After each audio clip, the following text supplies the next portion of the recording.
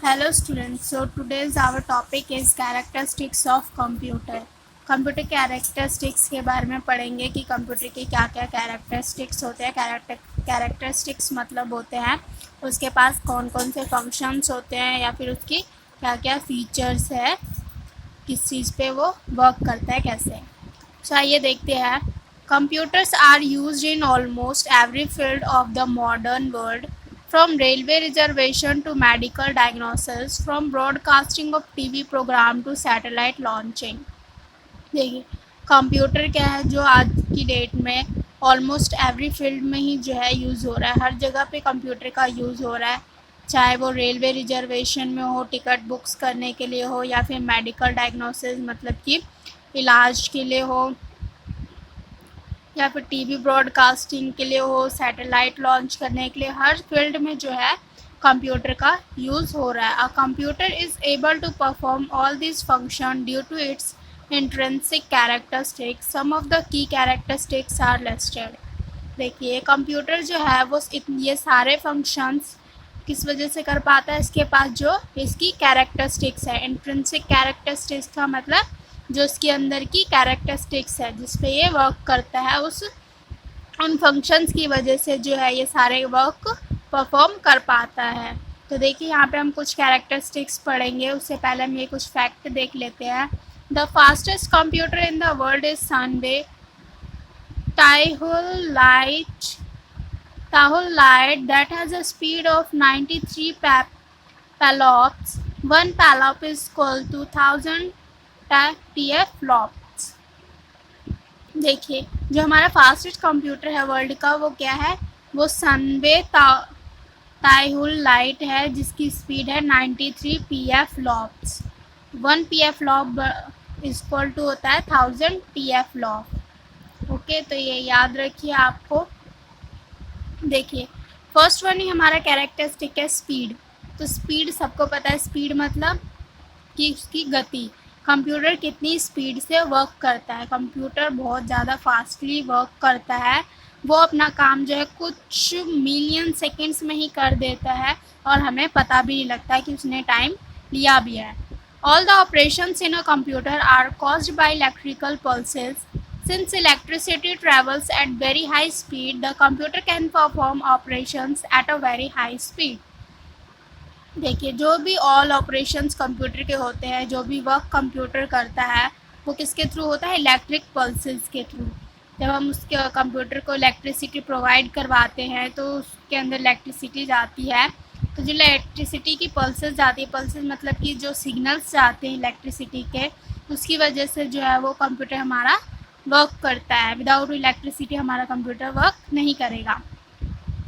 तो जो electricity travel करता है वो बहुत ज़्यादा हाई स्पीड में ट्रैवल करता है, उसकी स्पीड काफ़ी ज़्यादा होती है, काफ़ी तेज़ होती है। द कंप्यूटर जो परफॉर्म करता है ऑपरेशन वो भी काफ़ी स्पीड होती है क्योंकि वो इलेक्ट्रिसिटी पे ही वर्क करता है, और जब इलेक्ट्रिसिटी का ही स्पीड हाई है तो ऑब्वियसली सी बात है कंप्यूटर जो ऑपरेशंस परफॉर्म कर रहा है या जो वर्क कर रहा है उसकी भी स्पीड हाई होगी। तो the processing speed of a computer is generally measured in nano seconds. तो जो हमारा कंप्यूटर का स्पीड है, प्रोसेसिंग स्पीड, वो जनरली किस में हम मेज़र करते हैं, नैनो सेकेंड्स में। नैनो सेकेंड्स बहुत ही ज़्यादा छोटी मेजरिंग यूनिट है हमारी। देखिए 1 nano seconds is equal to 1 divided by 1। देखिए इतने सेकेंड्स को अगर हम डिवाइड करेंगे तब जाके हमारा 1 नैनो सेकेंड्स बनता है। 10⁻⁻⁹ इज इक्वल टू समथिंग। तो इतना बहुत ज़्यादा मेज़रमेंट यूनिट है ये नैनो सेकेंड, बहुत छोटी यूनिट है हमारी। उसमें जो हमारा कंप्यूटर वर्क करता है कुछ नैनो सेकेंड्स में ही वो कंप्यूटर हमारा बहुत सारा काम कर देता है। This implies that a powerful computer can perform nearly 3 to 4 million operations in just 1 second। देखिए अब इसने देखा कि 1 नैनो सेकेंड्स में इतने 1 डिवाइडेड बाय 10⁻⁹ सेकेंड्स होते हैं। तो 1 seconds is equal to 1 into 10⁻⁹ seconds. So 3 to 4 millions operations जो है हमारा कंप्यूटर एक सेकंड में कर देता है। एक सेकंड में उसे कितना वर्क करना होता है? 3 to 4 मिलियन ऑपरेशंस। मिलियंस आप सोच भी नहीं सकते, मतलब कितना ज़्यादा होता है मिलियन, जो कि ह्यूमंस को कितना टाइम लगे करने में, वो सारा काम जो है वो सिर्फ 1 सेकेंड्स के अंदर हमारा कंप्यूटर कर देता है। तो स्पीड यही है, काफ़ी हाई स्पीड होती है और हमें पता भी नहीं लगता, हमारा काम हो भी जाता है और हमें पता भी नहीं लगता।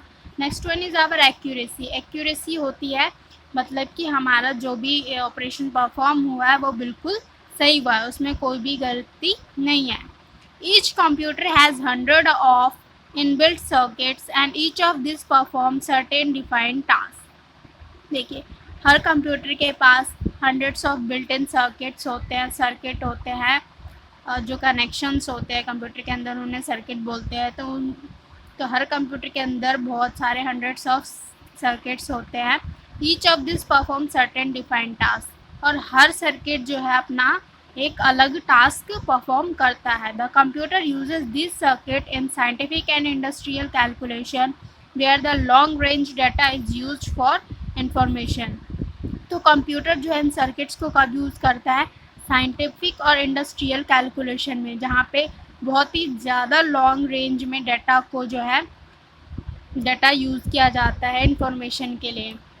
बहुत ज़्यादा लॉन्ग रेंज में डाटा यूज़ किया जाता है इन साइंटिफिक में या इंडस्ट्रियल में। तो उन कैलकुलेशंस में जो है कंप्यूटर हमारा सर्किट्स को यूज़ करता है, इनबिल्ट सर्किट्स को। Error in computing, if any, are general due to human negligence rather than a computer's functioning।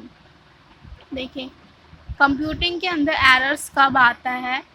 जब जो है वो जनरली ह्यूमंस की नेग्लिजेंस की वजह से है। नेग्लिजेंस मतलब होता है कि ह्यूमन ने कोई मतलब कुछ गलती करी है, कुछ जब इनपुट दिया कंप्यूटर को तो उसमें कुछ गलती हो गई, तो वो ह्यूमन की गलती की वजह से जो है कंप्यूटर में एरर आउटपुट में एरर आएगा। अदरवाइज हमारा कंप्यूटर के थ्रू कोई एरर नहीं आता, क्योंकि कंप्यूटर की फंक्शनिंग में कोई एरर नहीं है अगर ह्यूमन ने कोई नेग्लिजेंस, कोई गलती नहीं करी है। तो generally precise instruction and correct data always bring out the desire operation and correct result. Generally क्या होता है, जो हमारे इंस्ट्रक्शन है या फिर जो हमने करेक्ट डाटा दिया है वो हमेशा ही सही होती है और हमारे डिज़ायर्ड ऑपरेशन जो है वो करेक्ट रिजल्ट देते हैं। जैसे हमें रिज़ल्ट चाहिए वही हमें रिज़ल्ट वापस मिलते हैं।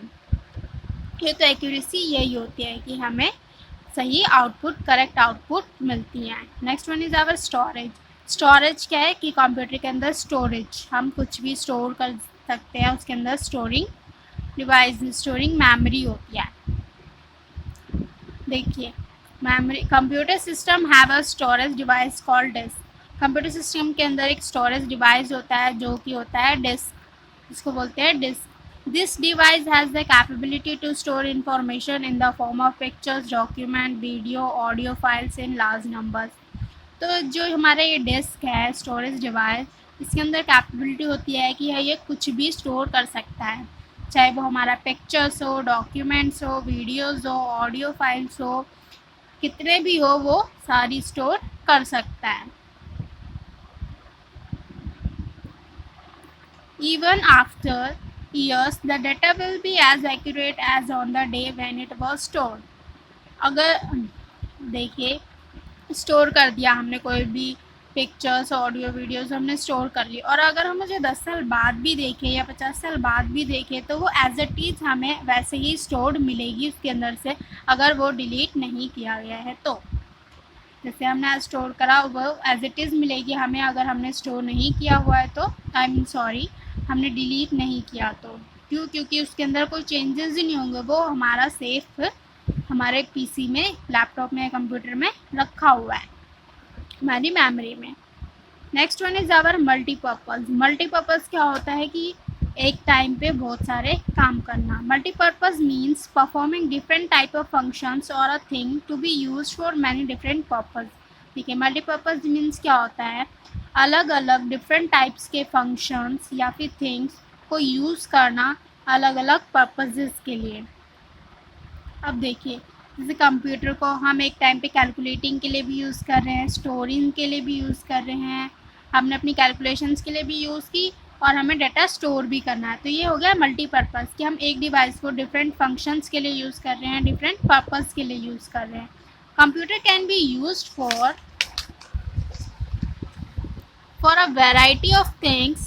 This could range from text editing, graphics editing, printing, gaming, machine calculating, playing movies, using a spreadsheet for budgeting and reading emails.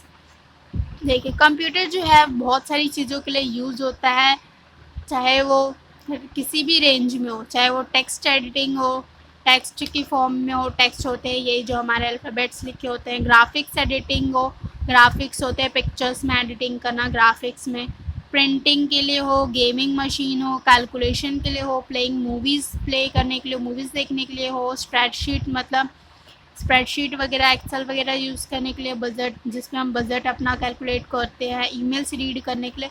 तो कंप्यूटर्स की कोई लिमिटेशन नहीं है कि हम सिर्फ उस पर ये देख सकते हैं, उस पर वेराइटीज़ ऑफ वर्क परफॉर्म होती है, फंक्शंस परफॉर्म होती है। एफिशिएंसी होती है कि उसकी क्या क्या एफिशिएंसी है, मतलब कि क्या उसकी अब कैपेबिलिटीज़ है। Irrespective of the complexity and the length of the assignment once defined, a computer performs the task at a high speed far more quickly than human beings and gives the same result every time. देखिए irrespective of complexity, जो मतलब कि जो ऐसे हमने कोई task दिया या कोई फंक्शन या कुछ दिया परफॉर्म करने के लिए, तो उसकी कॉम्प्लेक्सिटी पे डिपेंड नहीं करता कि वो कितना कॉम्प्लेक्स है, हार्ड है या कुछ है, या फिर उसकी लेंथ पे डिपेंड नहीं करता कि वो कितना बड़ा है, कितना लेंथी क्वेश्चन है, कितना टाइम लेगा।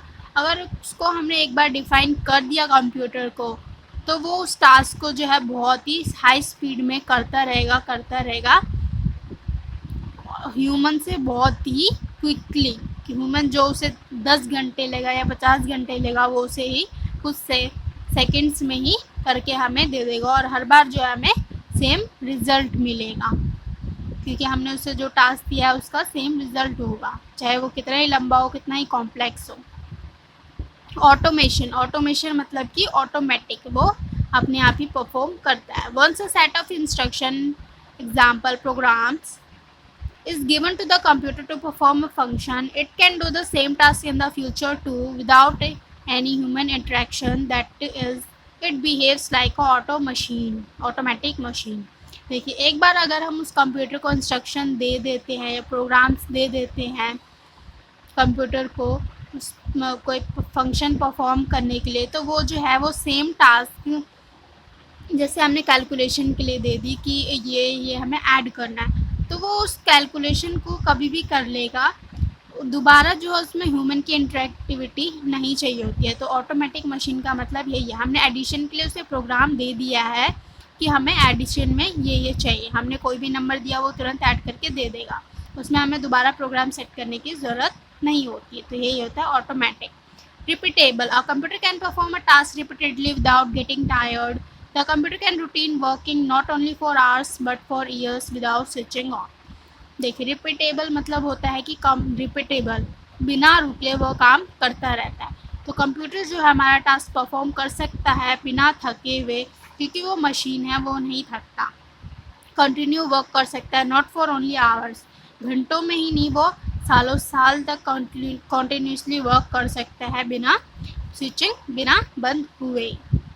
यही होते हैं रिपीटेबल का मतलब। तो ये सारी हमने कंप्यूटर की कैरेक्टरिस्टिक्स के बारे में पढ़ा। आई होप आप सबको समझ आया होगा, ये सारे हमारे कैरेक्टरिस्टिक्स है कंप्यूटर के। So thank you so much guys for watching.